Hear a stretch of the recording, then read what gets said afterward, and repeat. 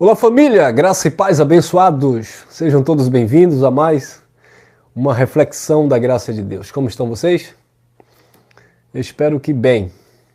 Os horários não está batendo aqui devido à correria, mas eu estou sempre procurando um tempinho aqui para deixar uma reflexão, tá bom? Deixa teu like, compartilha aí a mensagem depois. E se inscreva se você ainda não é inscrito no canal. E os comentários, fiquem à vontade para concordar, discordar, dar sugestão, fazer pergunta, fique à vontade, tá? Se bem que aqui agora não é a hora de responder, mas estamos sempre ouvindo aí as demandas, as perguntas, em alguma situação para a gente estar respondendo assim que possível, porque tá bem corrido as tarefas, tá? Como dizia minha avó, um olho na missa e o outro no padre. Estou aqui gravando essa reflexão, mas enfim, correria, prova de criança na escola, já peguei e almoço, trabalho, enfim. Mas vamos que vamos, e em tudo dando glória a Deus. Atento aqui, se cheirar a panela, pode estar queimando, ter que correr para desligar o fogo. Mas vamos lá, eu quero falar da invisibilidade da fé, glória, invisibilidade da fé. A fé é invisível, a fé é você crer no que você não vê, tá? A fé não é algo palpável, a fé não é algo visível, tá? A fé é algo invisível, bem como com o reino de Deus. O reino de Deus não é algo visível, você precisa ver o reino para crer. Aí é incredulidade, aí é Tomé.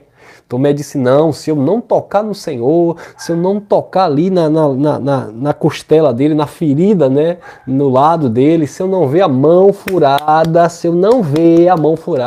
eu não creio na ressurreição. Então, abençoados, fé não é aquilo que você vê. Eu preciso ver, porque se eu não ver, eu não vou crer, porque pode ser uma história que alguém contou. Negou a fé. Tá bom? Então, se você só vê, se você só crê porque você vê, então já saiu do evangelho há muito tempo. Porque evangelho não é isso. Evangelho não é você ver para crer. Então, evangelho é um dom. Você crê no evangelho pelo dom da fé. E a fé é algo invisível. A fé não é algo palpável. A fé não é algo exterior, é algo interior, está no nosso interior. E a fé tem a ver com o reino de Deus, com tudo que foi construído, né, que foi realizado por meio da pessoa de Cristo.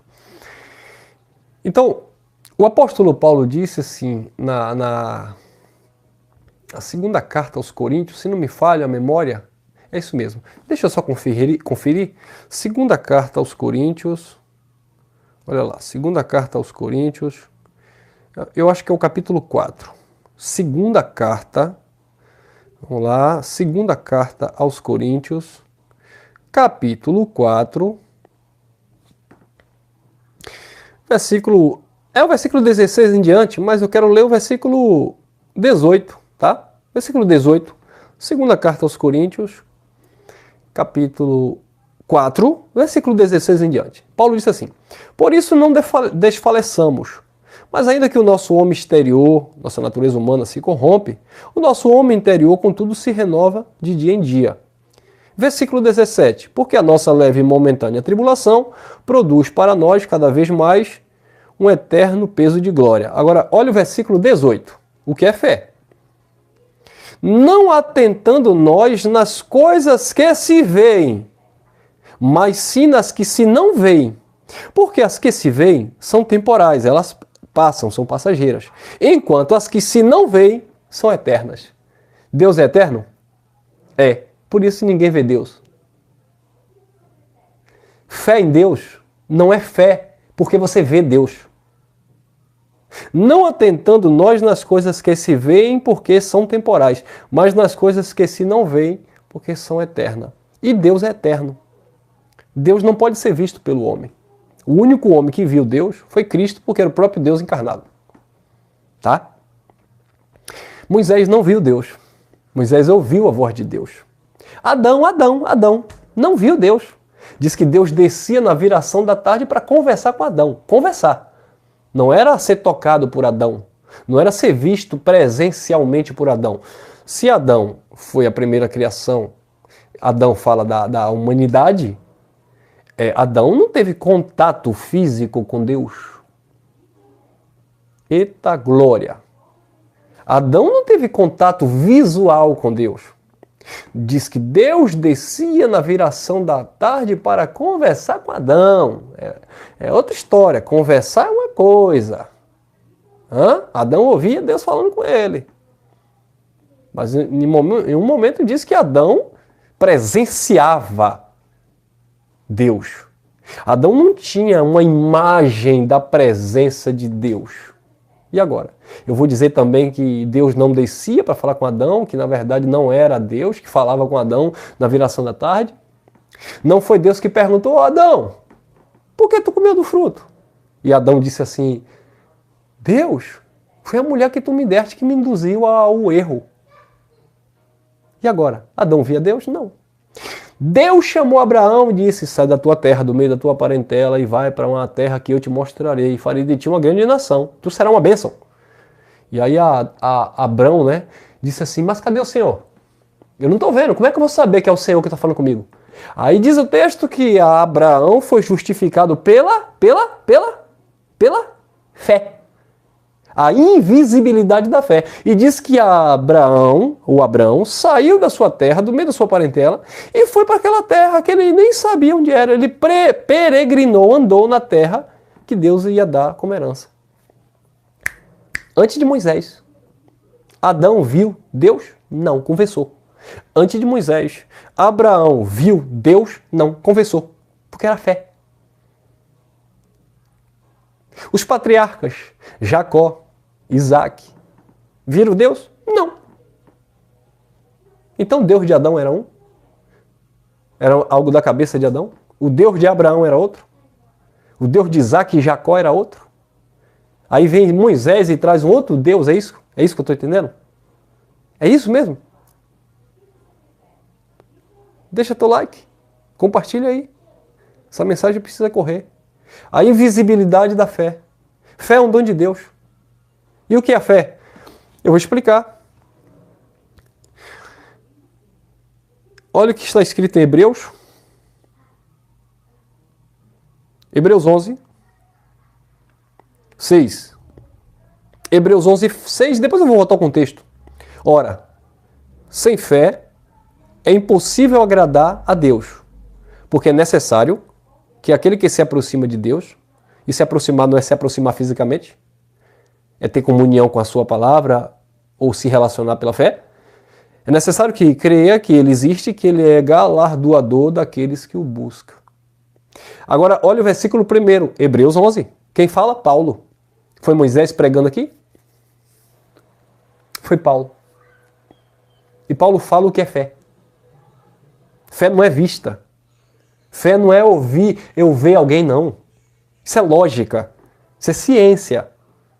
Isso é natural. Eu fui ali e bati um papo com um amigo que nunca mais eu tinha visto. Entendeu? Se aquele amigo ligar para mim,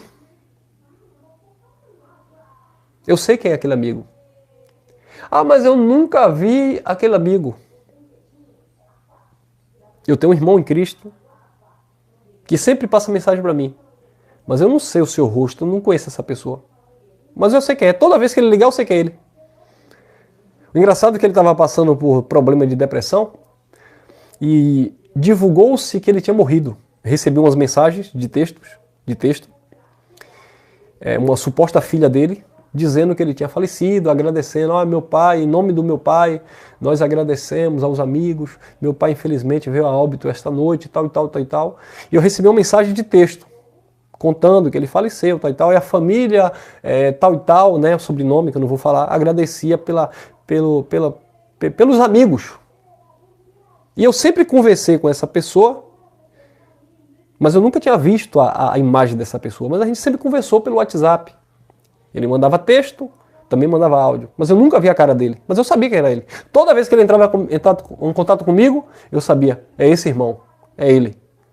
Só que quando eu recebi essa mensagem, eu fiquei com o pé atrás. Deus me deu discernimento. Eu falei para minha esposa, ao mesmo tempo que eu estou triste, eu fiquei triste, eu até comuniquei, não sei se os irmãos lembram aqui da MGV, do nosso espaço de reunião, eu falei, eu estou triste porque eu recebi uma notícia de um abençoado, que eu conversava muito com ele, e ele faleceu e tal. Mas eu fiquei com o pé atrás, eu disse, não, aquela mensagem ali tem alguma coisa estranha. Tem alguma coisa estranha, eu fiquei inquieto. Eu falei para minha esposa, eu não acho que aquele irmão faleceu. Passou-se o tempo. Muito tempo depois eu recebi uma outra mensagem de um suposto amigo dele. E essa mensagem, o texto dizia assim, olha, eu sou fulano de tal, eu era amigo do colega, do amigo tal, que entrava em contato contigo. E infelizmente, né, ele veio a óbito, mas ele falava muito de você. Eu queria que você me explicasse um texto assim, assado, e eu digo, epa. Aí eu lembrei que ele estava em depressão, que ele tinha surtos psicóticos. E aí eu comecei a apertar, estreitar o manto, sabe? Porque eu desconfiei que era ele mesmo se passando por morto. Até que eu descobri que, na verdade, ele não tinha morrido. E ele me pediu perdão, disse que ele teve uma crise, um surto psicótico, tal e tal, e se sentiu mal amado pelas pessoas, tal e tal. E ele, infelizmente, teve essa atitude comigo. Eu dei uma bronca nele, disse nunca mais faça isso comigo. E ele mantém a amizade comigo até hoje pelo WhatsApp. E ele não morreu, ele está vivo. Mas eu nunca vi a cara dele, mas eu desconfiava que era ele, porque eu já me relacionava com ele. Assim é Deus, Deus você nunca viu, mas você que se relaciona com Deus, através da sua comunhão com o Espírito, através do entendimento por sua palavra, você sabe quem é Deus, embora você nunca tenha visto Deus. Você olha para a natureza, você não está vendo a cara de Deus no céu, você não está vendo a cara de Deus no mar, mas você crê que foi Deus que criou todas as coisas, um ser eterno, criador de todas as coisas. Preciso ver ele para crer? Não, eu só creio. A natureza do divino está em nós. A natureza do eterno está em nós. O DNA do eterno está em nós. Pela fé. Eu não vejo, eu creio. Então por isso Moisés se relacionava com Deus. Moisés não viu Deus. Abraão não viu Deus. Adão não viu Deus. Nenhum dos profetas viram a Deus. Nenhum homem viu a Deus. E a minha pergunta é, Paulo viu Deus? Não. Paulo estava andando no caminho de Damasco e disse que apareceu uma luz e ele caiu por terra. E ele ouviu uma voz do céu que dizia, Saulo, Saulo, por que me persegues? Saulo viu Deus, Paulo viu Deus. Como eu vou garantir para você que o Deus que falava com Moisés era uma invenção de Moisés e o Deus que falou com Paulo é o verdadeiro?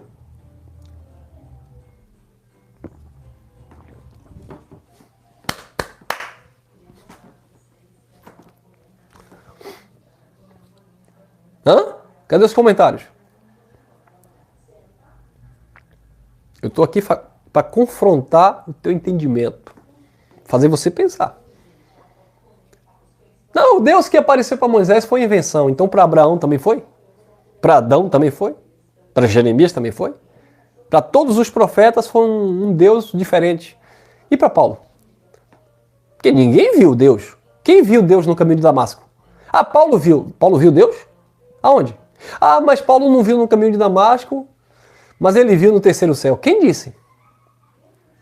Paulo disse, conheço um homem, se no corpo eu não sei, Deus o sabe, foi ao terceiro céu, e lá ouviu palavras inefáveis, que ao homem não é lícito falar. Paulo disse que ouviu. Nós acreditamos que foi Paulo que tem ouvido essa palavra e trouxe como revelação da graça. Mas Paulo viu Deus? Qual era a visão de Deus? João, na ilha de Pátimo, foi arrebatado em espírito, caiu e o anjo falou com ele. Era Deus falando com ele. João viu a forma de Deus? Forma corpórea?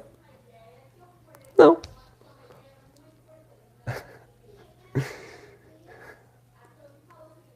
Ninguém viu Deus. Então, Hebreus 11:1 diz assim, ora, a fé é o firme fundamento das coisas que se esperam e a prova das coisas que se não vê. Não vê. Crer em Deus não é porque você vê. É porque você crê, porque Ele te deu o dom da fé. A fé é o firme fundamento das coisas que se não vê. Ah, mas Moisés não viu Deus. Graças a Deus que foi pela fé que ele se relacionava com Deus. E quem mais viu Deus? Ninguém. Porque a fé é invisível. É a invisibilidade da fé. Descasca esse abacaxi, chupa essa manga. E sejam humildes para reconhecer que Deus não se explica, ninguém explica Deus, que é por isso que os ateus, a ciência, ficam batendo cabeça, a filosofia, porque querem apresentar provas concretas, físicas, de um Deus que é invisível, imortal, mas real. E o problema é que muitas pessoas que saíram do sistema, que receberam a palavra da graça, estão querendo agora caminhar por esse caminho escuro, caminho sem volta, tá? Porque sair do sistema para a graça é uma coisa, agora decaiu da graça, vai para onde? Para quem iremos? Só o Senhor tem palavra de vida eterna. Em Hebreus 6, 4 em diante vai dizer, olha, uma vez que os teus olhos forem iluminados, uma vez que você provou a palavra da verdade, o dom do Espírito, se decair, se retroceder, não resta mais arrependimento. Vai voltar para onde? Acabou. Não tem para onde ir. E é isso que muitos estão procurando. E se procura, vai achar, irmão. Vai achar. Não vou dar muito tempo para um monte de ateístas modernos aí que eram seguidores da graça de Deus. Por quê? Porque agora estão tentando provar Deus, que Deus tem que ser visto. Se Moisés não viu, então Moisés mentiu. E Paulo? E Elcio que está pregando aqui? Eu nunca vi Deus. E agora? Mas eu creio.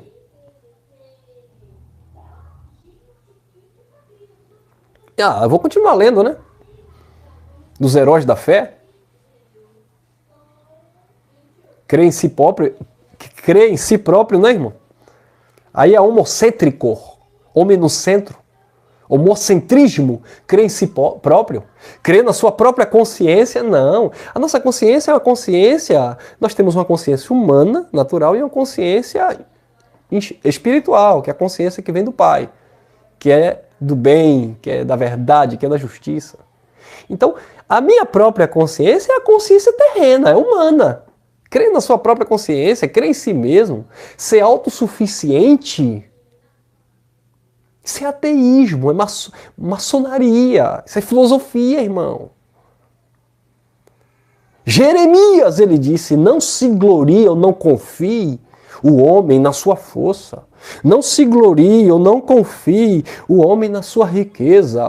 Não se glorie o sábio na sua sabedoria. Não se glorie o rico na sua riqueza. Não se glorie o forte na sua força. Mas aquele que se gloriar, glorie-se no Senhor. E o Senhor é invisível. Ninguém vê Ele. É por fé. A invisibilidade da fé, o firme fundamento das coisas que se não vê e a prova daquilo que se espera, que se acredita. E Paulo disse isso. Se retratem enquanto há tempo. Ainda há tempo de se retratarem. Porque senão vai ficar feio. Ou se declara logo ateísta.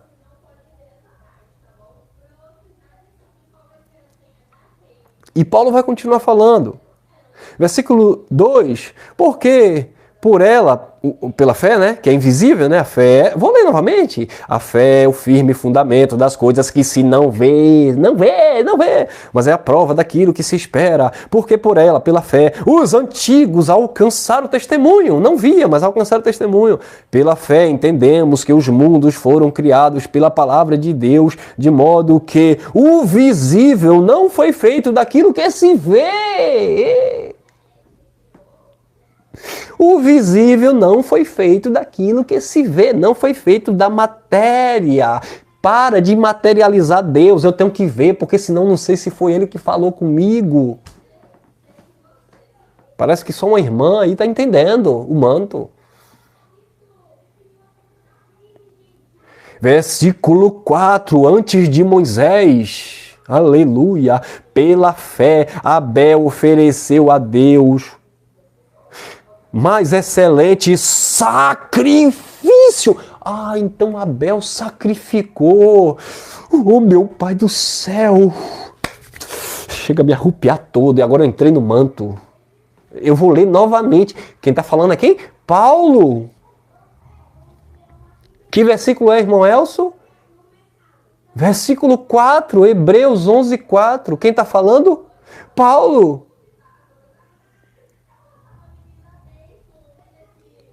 Esse assunto é antes da lei?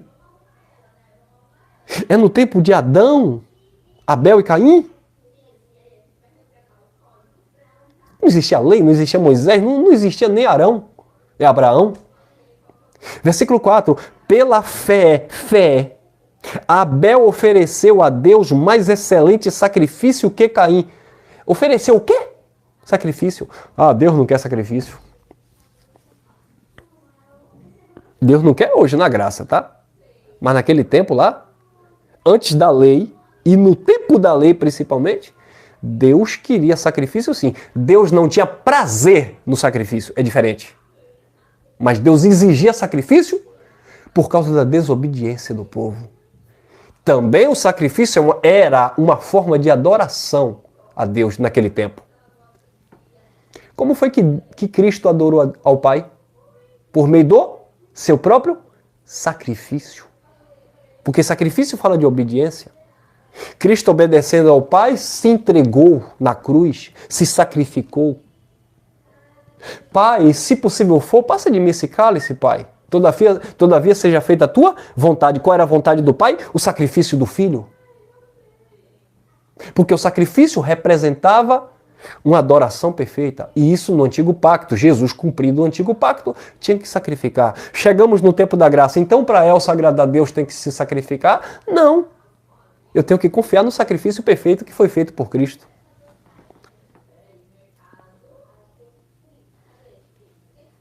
Hebreus 11, 4. Pela fé, Abel ofereceu a Deus mais excelente sacrifício que Caim, pelo qual alcançou testemunho de que era justo, dando Deus testemunho das suas ofertas, e por meio daquela oferta, depois de morto, ainda fala, disse o apóstolo Paulo. Foi Moisés que pediu a oferta de... Foi Moisés que pediu o sacrifício a Caim? Ou a Abel? E Abel sacrificou um cordeiro, tá? Tirou a vida de um animal e derramou lá o sangue. Agora minha pergunta é, foi Moisés que pediu o sacrifício de Abel?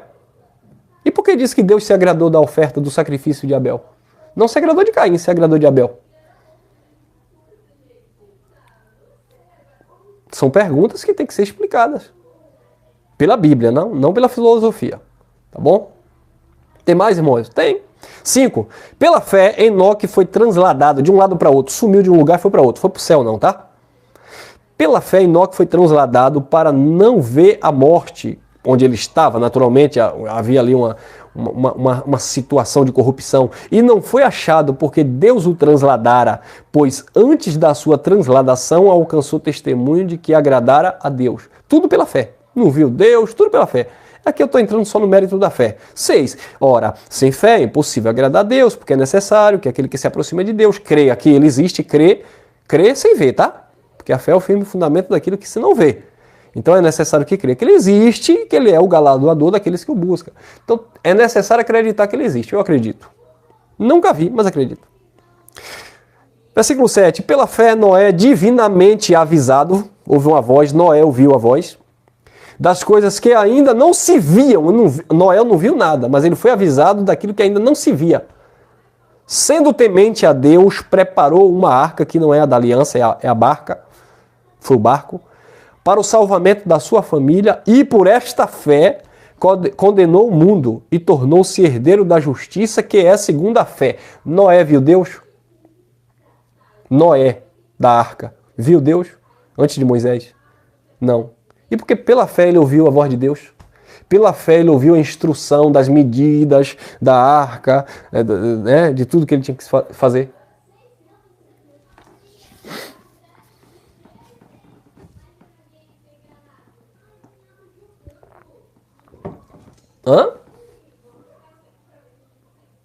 Versículo 8. Tem alguém aí nos comentários? Fé, irmãos, é o firme fundamento. Você não vê, você crê. É isso que nos mantém de pé. Paulo disse, aquele que está de pé, olhe para que não caia, porque é pela fé que vocês estão de pé. Eu não vejo, eu creio. Versículo 8. Pela fé, Abraão, sendo chamado, obedeceu. Abraão sendo o quê? Chamado. Chamado é como? Alguém chamou. Eu estou aqui e minha filha está aí na sala. De repente minha filha diz assim, meu pai, eu estou vendo minha filha? Não, porque a porta está fechada, eu estou no quarto.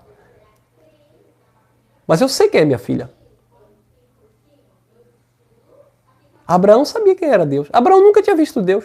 Mas diz o texto do versículo 9, versículo 8.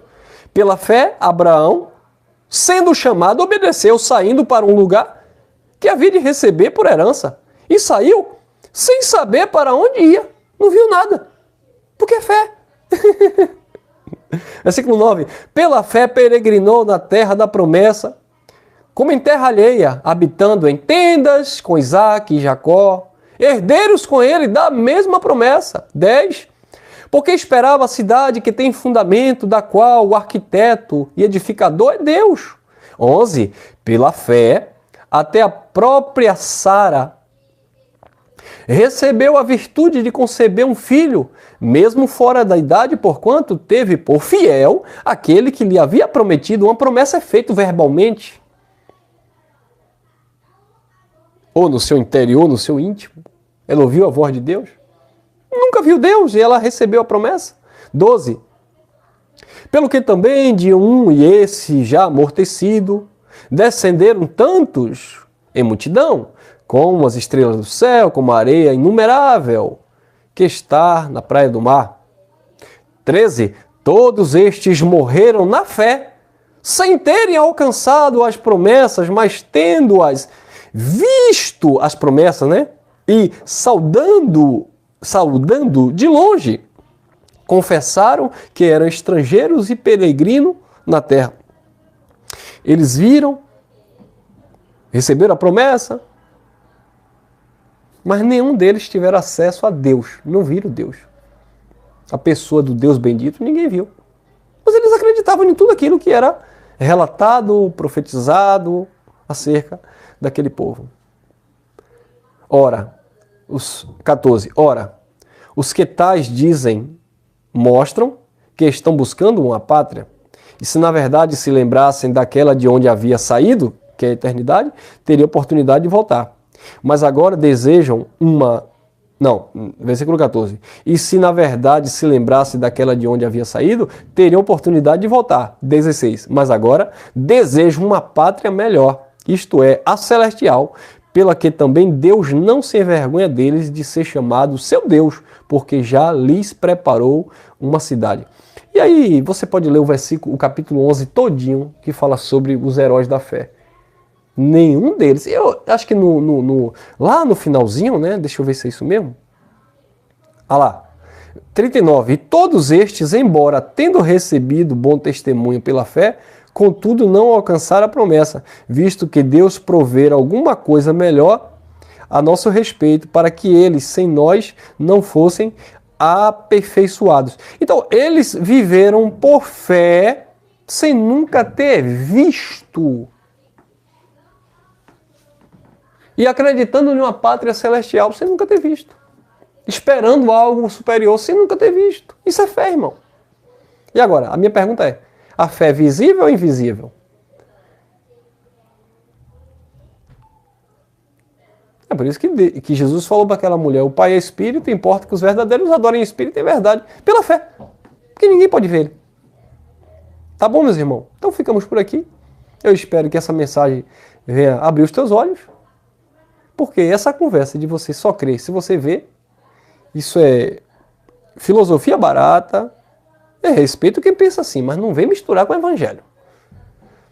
Isso é homocentrismo, é o ego do ser humano. Você já pensou se cada um agora inventar que tem o seu Deus na sua própria consciência?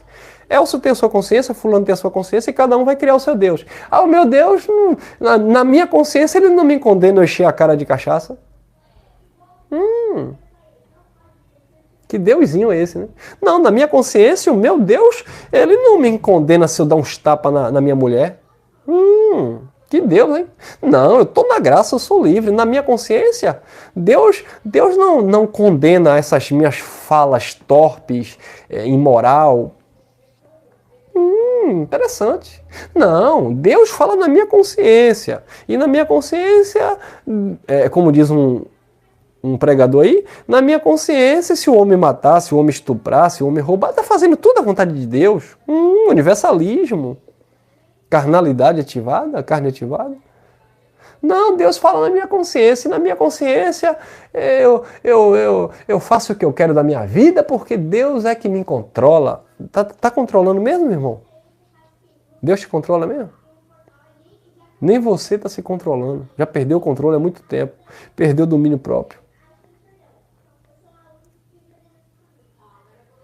Eu não consigo viver sem esse Deus, que embora eu esteja livre em graça, eu entendo que tudo é lícito, mas nem tudo convém. Tudo é puro para os puros. Mas nem todo mundo está puro, como diz o nosso irmão Sandro. É, irmão, nem todo mundo está puro. Ficamos por aqui. Graça e paz. Até o próximo encontro. E vamos continuar falando sobre a graça, sobre a lei, dentro dos seus respectivos contextos, para não criar bagunça, tá? Graça e paz.